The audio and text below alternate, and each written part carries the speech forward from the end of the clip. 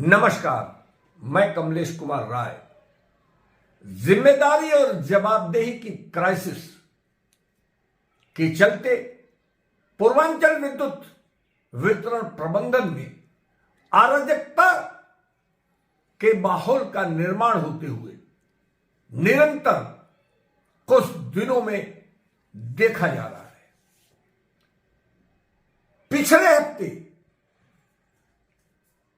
Purvanchal discom के payment process में लगाए गए एक लेखाकार के द्वारा लगभग 7 करोड़ रुपया अपने कार्यकाल के दौरान अपने परिजनों के खातों में स्थानांतरित करने का एक सनसनीखेज खुलासा हुआ। बावजूद इसके वर्तमान तक एमडी पूर्वांचल के द्वारा या फिर यूपीपीसीएल के चेयरमैन के द्वारा इस गंभीर प्रकरण को गंभीरता से संज्ञान में लेने के साथ कोई बड़ी जांच कमेटी का गठन आखिर क्यों नहीं किया गया है, इस पर चर्चाओं का बाजार गर्म है। सिर्फ और सिर्फ प्राथमिकी दर्ज कराकर जिस ढंग से डिस्कॉम अपनी पीठ थपथपा रहा है वह किसी के भी समझ से परे। डिस्कॉम की सिर्फ उपलब्धि इस घटना के जानकारी के बाद यह रही कि विभागीय विजिलेंस के दबाव और घेरेबंदी के चलते आरोपी लेखाकार केशवेंद्र द्विवेदी के द्वारा एक पत्र लिखकर यह स्वीकारा गया कि जो कुछ भी उसके द्वारा किया गया है उसके लिए वह स्वयं जिम्मेदार है। बस यही क्लीन चिट लेकर पूर्वांचल डिस्कॉम अपनी पीठ थपथपाते नहीं थकता। आरोपी की यह स्वीकारोक्ति क्या काफी है, यह महत्वपूर्ण सवाल बनता है। पूर्वांचल डिस्कॉम के बतौर डीडीओ एमडी पूर्वांचल और डायरेक्टर फाइनेंस की किसी भी सरकारी ड्यूज की देनदारी की मॉनिटरिंग की व्यक्तिगत जिम्मेदारी बनती है। यदि यह मान भी लिया जाए कि एमडी पूर्वांचल के पास कॉमर्शियल डिस्ट्रीब्यूशन से लेकर तमाम योजनाओं की व्यस्तता के चलते वह ऐसी देनदारियों के लिए समय नहीं निकाल पाते, ऐसी स्थिति में डायरेक्टर फाइनेंस संतोष कुमार जाड़िया की पूरी जिम्मेदारी बनती है कि वह ऐसी देनदारियों को समय से कराने के लिए उसकी मॉनिटरिंग समय समय पर उनके द्वारा किया जाए। लेकिन आखिर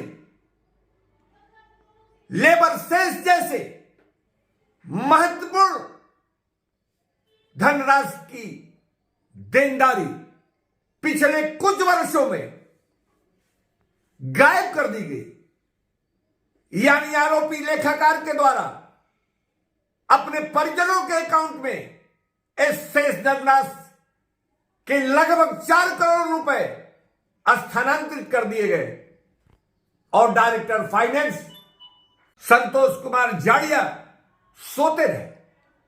क्या कभी भी उनके द्वारा इस महत्वपूर्ण विषय पर कभी अपने अधीनस्थ अधिकारियों से मॉनिटरिंग नहीं की गई? लेबर सेस से संबंधित मामले हो, इनकम टैक्स या जीएसटी जैसे महत्वपूर्ण भुगतान, इसकी जिम्मेदारी सीधे तौर पर डायरेक्टर फाइनेंस की हुआ करती है। साथ ही संवेदनशील पदों पर बैठे लोगों के रोटेशन की भी जिम्मेदारी डायरेक्टर फाइनेंस की होती है और कभी भी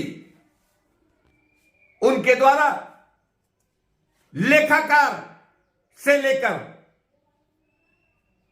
अकाउंट अफसर तक के पदों का रोटेशन पिछले कुछ वर्षों में नहीं किया गया। आरोपी केशवेंद्र द्विवेदी फरवरी 2019 से अपने पद पर है। अक्टूबर 2019 से उसके द्वारा इस तरीके की घपले की बात जांच में मिल रही है।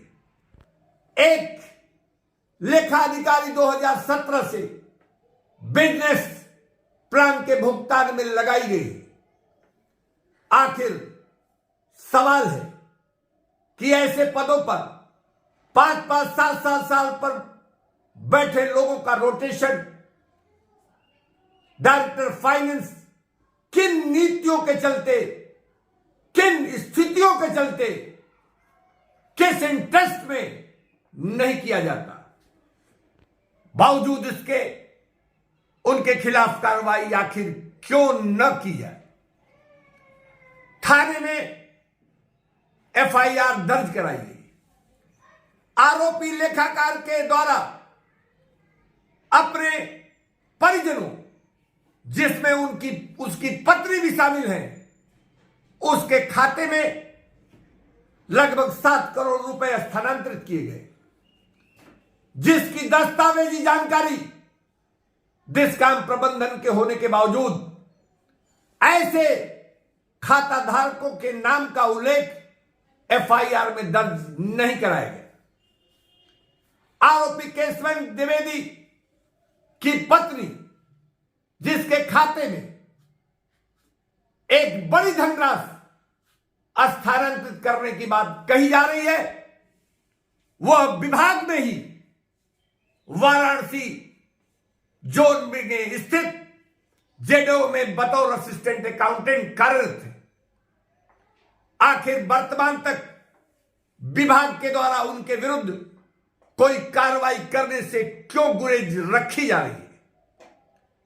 एफआईआर दर्ज होने के दिन से लेकर बाद के 2-3 दिनों तक लगातार आरोपी केशवेंद्र द्विवेदी के द्वारा अपने उच्चाधिकारियों से संपर्क साधे रखा गया।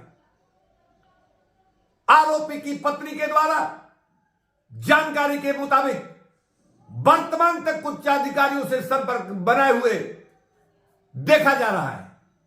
बावजूद इसके डिस्कॉम हाथ पर हाथ रखे बैठा है और ऐसा लगता है कि जो भी पैसा डिस्कॉम के द्वारा, डिस्कॉम का पैसा अकाउंटेंट के द्वारा अपने परिजनों के खातों में डाला गया, वह कहीं खैरात का है और उसको वापस ले आने या नियम विरुद्ध कार्य करने वाले आरोपी और उसके सहयोगियों के विरुद्ध कार्रवाई की जरूरत डिस्कॉम नहीं समझता।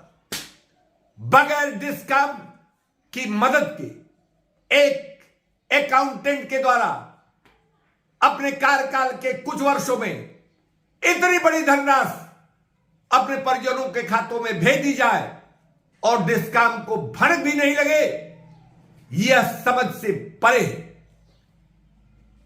एक संविदा कर्मी के द्वारा डेबिट एडवाइस स्कैन कर भुगतान करने के लिए बैंकों को मेल के द्वारा भेजा जाता है। आखिर आईडी और पासवर्ड किसके आदेश से संबंधित संविदा कर्मी को दिया गया है?